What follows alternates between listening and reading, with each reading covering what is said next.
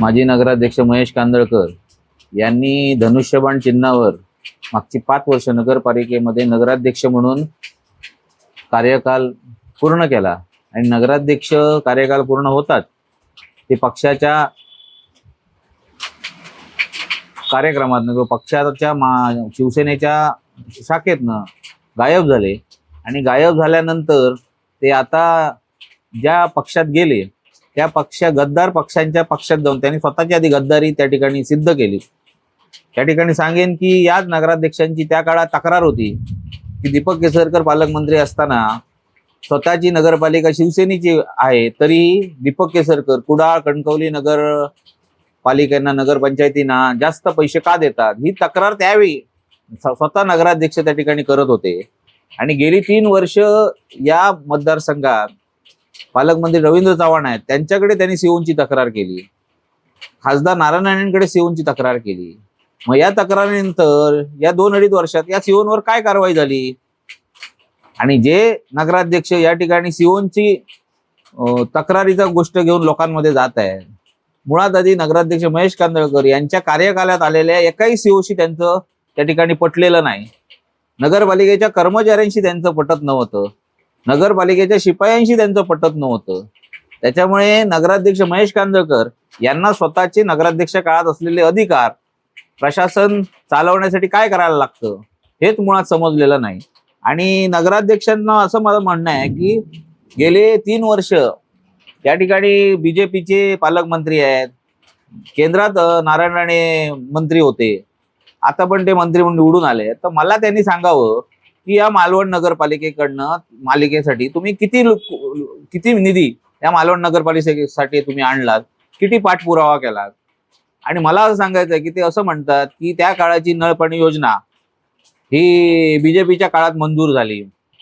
मी मुळात सांगतो की मंत्रालय स्तरावर प्रशासनामध्ये काम करत असताना त्या ठिकाणी त्या मतदारसंघाच्या आमदाराच्या मागणीवरच त्या ठिकाणी योजना किंवा त्या ठिकाणचे जे काही प्रकल्प असतील हे मंजूर होतात, निधी मंजूर होतात। एकनाथ शिंदे असं म्हणणं आहे की एकनाथ शिंदेच्या काळात ही वर्क ऑर्डर झाली, तर मुळात मला असं म्हणणं आहे की मुख्यमंत्री एकनाथ शिंदे ज्यावेळी मुख्यमंत्री झाले गेल्या 2 वर्षात, त्या 2 वर्षात तुम्ही नगर विकास मधनं या मालवण नगर परिषदेसाठी किती निधी आणला, किती निधी आला। जो आमदार वैभव नाईक आमचे मुख्यमंत्री उद्धव ठाकरे असताना या मालवण नगरपालिकेला 12 ते 15 कोटी रुपये निधी या ठिकाणी आणला, 5 कोटी रुपये ॲक्वेरियम साठी आणला, 43 कोटीची नळपाणी योजना आणली, भाजी मार्केट असेल, फायर स्टेशन असेल, आपलं रॉक गार्डन मधलं म्युझिकल फाउंटन असेल, असे अनेक कामांना या ठिकाणी आमदार वैभव नाईकांनी निधी आणला। आणि आज मालवण शहरातले रस्ते हे सगळे रस्ते या ठिकाणी चकचकीत दिसतात, रस्ते सुस्थितीत दिसतात, याचं सगळं श्रेय आमदार वैभव नाईक यांना जातं। आणि मी असं म्हणेन की मुळात आधी महेश कांदळकर यांना शिवसेनेतनं तिकीट द्या अशी शिवसेनेला शिफारस करणारे मालवण शहरातील काही व्यक्ती होते आणि त्यांनी शिफारस करून या माणसाला तिकीट द्या, काहीतरी नगरपालिकेत नवीन होईल अशा अपेक्षेने या ठिकाणी ती शिफारस होऊन ते तिकीट शिवसेनेकडनं मागून घेतलं। परंतु या ठिकाणी सामान्य शिवसैनिक आहेत, त्यांनी तन मन अर्पून या ठिकाणी महेश कांदळकरांसाठी काम केलं। महेश कांदळकरांना निवडून आणण्यासाठी स्वतःच्या खिशातले पण पैसे खर्च केले। परंतु निवडून आल्यानंतर या लोकांनी तुमच्यासाठी मेहनत केली, त्या लोकांना तुम्ही किती न्याय दिला, या लोकांच्या विश्वासास किती पात्र ठरलात, हे महेश कांदळकरांनी आधी स्वतःच्या मनाला विचारावं। दुसऱ्यावर आरोप करताना मी असं म्हणेन की आज महेश कांदळकर ज्या पद्धतीने आम्ही विरोधी पक्षात होतो नगरसेवक, परंतु आमच्याकडे ज्या पद्धतीने आमदार वैभव नाईकांचं कौतुक करत होते, कामाच्या पाठपुराव्याचं कौतुक करत होते, निधी आणण्याचं कौतुक करत होते, या सगळ्या कौतुक ऐकूनच आम्ही त्या ठिकाणी महेश कांदळकर यांच्या बरोबर 4 नगरसेवक आमदार वैभव नाईक यांच्याकडे प्रवेश केला। पण प्रवेश केल्यानंतर जे कौतुक आम्ही आमदार वैभव नाईकांचं ऐकत होतो त्याला ते पात्र ठरले आणि आमच्या सगळ्या नगरसेवकांना निधी देण्याचं काम, आमच्या सगळ्या नगरसेवकांना या ठिकाणी मान सन्मान देण्याचं काम, आमच्या सगळ्या नगरसेवकांना या ठिकाणी चांगला काम करण्याची संधी निर्माण देण्याचं काम हे आमदार वैभव नाईक यांनी केलं। परंतु आम्ही ज्यावेळी यांच्या पक्षात आलो त्यावेळी मात्र नगराध्यक्षांच्या स्वभावाबद्दल आम्हाला जे वाटत होतं पूर्वी त्याच्या उलट या ठिकाणी आम्हाला या नगराध्यक्षांबाबत जाणवू लागलं।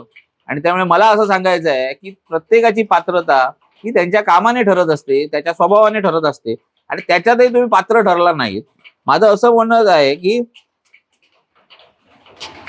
नगराध्यक्ष झाल्यानंतर खरं तर एखाद्या पदाधिकाऱ्याने एखादी संधी मिळाल्यानंतर त्या पक्षाला ताकद द्यायची असते, पक्षाला कुठेतरी वर आणण्यासाठी काम करायचं असतं.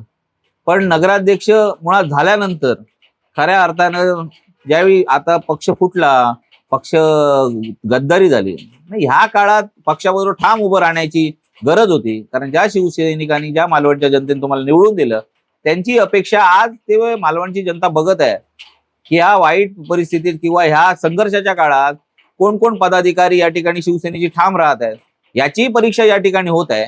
पण ह्याही ठाम राहण्याच्या परीक्षात पक्षाच्या मागे संघर्षात उभं राहण्याची तुमची या ठिकाणी कुवत नाही आणि तुम्ही यातही या ठिकाणी पण तुम्ही अपयशी ठरलात किंवा पात्र ठरत नाही.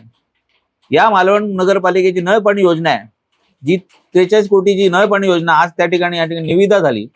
नगराध्यक्ष सांगतायत की ही नळपाणी योजना मी कष्ट केले, मी त्या ठिकाणी त्यावेळी जाऊन प्रयत्न केले. पण मला असं सांगायचं आहे की प्रत्येक प्रशासकीय स्तरावर प्रत्येक त्या नळपाणी योजनेला अडचणी, कारण गेले 5-6 वर्ष या नळपाणी योजनेवर काम चालू आहे. 6 वर्षात प्रचंड अडचणी या नळपाणी योजनेत होत्या. ह्या नळपाणी योजनेत काय काय अडचणी होत्या या नगराध्यक्ष सांगू शकतात का? या ठिकाणी जुना बनवलेला जो DPR होता त्यामध्ये धामापूर तलावात जी विहीर पकडली होती ती कॅन्सल करायची होती. जी लाईन वरनं घेतलेली होती ती जमिनीतनं लाईन करायची होती. त्याच्यातल्या चेंजेस होत्या ड्रॉइंग मधल्या, त्या सगळ्या चेंजेस ह्या पूर्ण करून आमदार वैभव नाईक यांनी ही नळपाणी योजना मालवण नगरपालिकेकडे हस्तांतरित केली.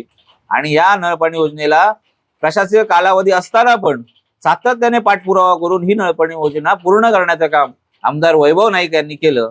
त्याच्यामुळे महेश कांदळकर जे सांगतायत की आपण नळपाणी योजनेसाठी प्रयत्न केले, मला असं महेश कांदळकरांना सांगायचं आहे की गेल्या 2-2.5 वर्षात तुम्ही मालवण नगरपालिकेत नव्हता, प्रशासकीय राजवट आहे, मग या 2-2.5 वर्षात तुम्ही मालवणच्या जनतेसाठी, म्हणजे तुमचं दायित्व आहे की एखाद्या पदावरनं आपण उतरलो की त्या पदावरनं उतरल्यानंतर या मालवणच्या जनतेचे प्रश्न, ज्यांनी तुम्हाला मतदान केलं त्या प्रश्नात तुम्ही राहिलं पाहिजे.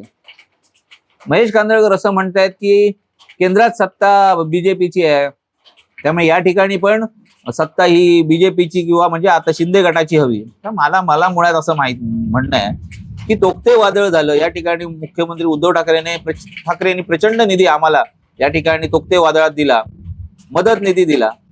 मग ज्यावेळी केंद्रातली या ठिकाणी कमिटी आली, पाहणी केली, नारायण राणे त्या ठिकाणी खासदार होते, मग त्या केंद्रातल्या कमिटीने पाहणी केल्यानंतर या मालवणच्या जनतेला तोक्ते वादळात किती रुपयाची निधी, किती रुपयाची या ठिकाणी मदत केंद्राने केली ते मला सांगा. त्या ठिकाणी 1 रुपयाचाही निधी केंद्र या मालवण शहराला किंवा ज्या भागात तोक्ते वादळाची झळ पोचली त्या भागात देऊ शकलेले नाही. त्याच्यामुळे मला असं म्हणणं आहे की आज नारायण राणे खासदार आहेत.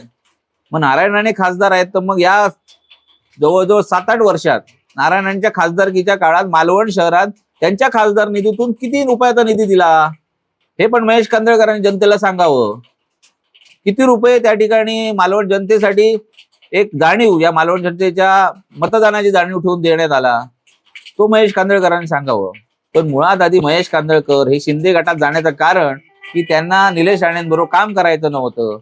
ते शिंदे गटात नाहीत म्हणून ते बीजेपीत आहेत म्हणून हे शिंदे गटात गेलेले. पण मुळात त्यांनाच माहिती नाही की आपल्या पाठोपाठ निलेश राणे त्या ठिकाणी शिंदे गटात येतील आणि ते आल्यामुळे त्यांना त्यांच्या समोर काहीतरी बोललं पाहिजे म्हणून माईकवर ते आता बोलतायत.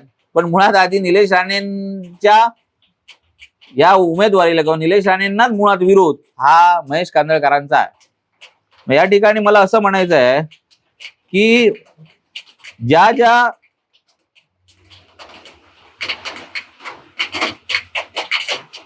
ज्या गोष्टीवर नरेश कांदळकर या ठिकाणी बोट ठेवतात, म्हणजे आता आपलं रॉक गार्डन आहे, पिंपळ गार्डन आहे, म्युझिकल फाउंटन आहे, त्याची सुस्थितीत नाहीये, त्याची बिघाडी झालेली आहे, त्या ठिकाणी कोणतं लक्ष नाहीये. मग मला आधी मुळात असं म्हणायचं आहे की तुम्ही नगराध्यक्ष असताना उमेश हडीकर नावाचे एक चांगला मुलगा या ठिकाणी त्या रॉक गार्डनचा ठेका घेत होता. रॉक गार्डन असेल, या मालवण शहरातील छोटी छोटी सगळी गार्डन असेल, मग पिंपळगडचं गार्डन असेल, मालवण नगरपालिकेच्या सर्व स्मशानभूमी असतील, या सुसज्ज ठेवण्याचं काम उमेश हर्डीकर करत होता आणि चांगलं काम म्हणजे रॉक गार्डनची जी पूर्वीची तक्रार होती त्यानंतर उमेश हर्डीकरांच्या ताब्यात रॉक गार्डन गेल्यानंतर सुसज्ज रॉक गार्डन, त्या ठिकाणचे चांगले लॉन एरिया, त्या ठिकाणी शिस्त ही उमेश हर्डीकर ठेवत होते आणि त्याचं कौतुकही होत होतं, प्रशासनातही त्याचं कौतुक होत होतं. परंतु स्वतःच्या फक्त वैयक्तिक रागापोटी त्यांनी त्या उमेश हर्डीकरकडनं ते रॉक गार्डनचा ठेका काढून घेतला. तुमच्या काळात तुम्ही त्यांना त्रास दिला आणि त्यामुळे या सगळ्या रॉक गार्डनची किंवा या सगळ्या गार्डनची जी परिस्थिती आता निर्माण झालेली आहे त्याची जबाबदार हे तुम्हीच आहात. कारण जर तुम्ही त्यांना स्वतःच्या राजकीय द्वेषापोटी जर त्या ठेक्यातनं बाहेर केलं नसतं तर आज ते हे सर्व गार्डन, या सगळं स्मशानभूमी त्या सुस्थितीत असल्या असत्या, दुधिकल फाउंडन सुस्थितीत असल्या असत्या. त्यामुळे याला जबाबदार आता प्रशासनाच्या वर या ठिकाणी आरोप करण्यात काही अर्थ नाही. कचरा टेंडर जे आम्ही मागच्या वेळी एक डीपीआर बनवलेला आणि त्यामध्ये 32 कामगार कचरा टेंडरसाठी घेतले होते. मालवण शहरात घरोघरी ढकल गाड्या जाऊन त्या ठिकाणी स्वच्छता होत होती आणि एक चांगला पॅटर्न आम्ही तयार केलेला. तर तो पॅटर्न चांगला चालत असताना स्वतःच्या फक्त मोठेपणासाठी त्या ठिकाणी 32 कामगारांचे 15 कामगार करून त्या कचऱ्याच्या ठेक्याचा किंवा कचऱ्याच्या त्या कामाचा पूर्ण बट्ट्या बोळ लावण्याचं काम मुळात आधी तुम्ही केलं आणि तुम्ही तेव्हा वल्गना केलेल्या. मी 15 कामगारात काम करून दाखवतो आणि नंतर ज्यावेळी कचऱ्याची बोंबाबोंब व्हायला लागली तेव्हा त्यातून पडता काळा घेतला, पडता पाय काढला.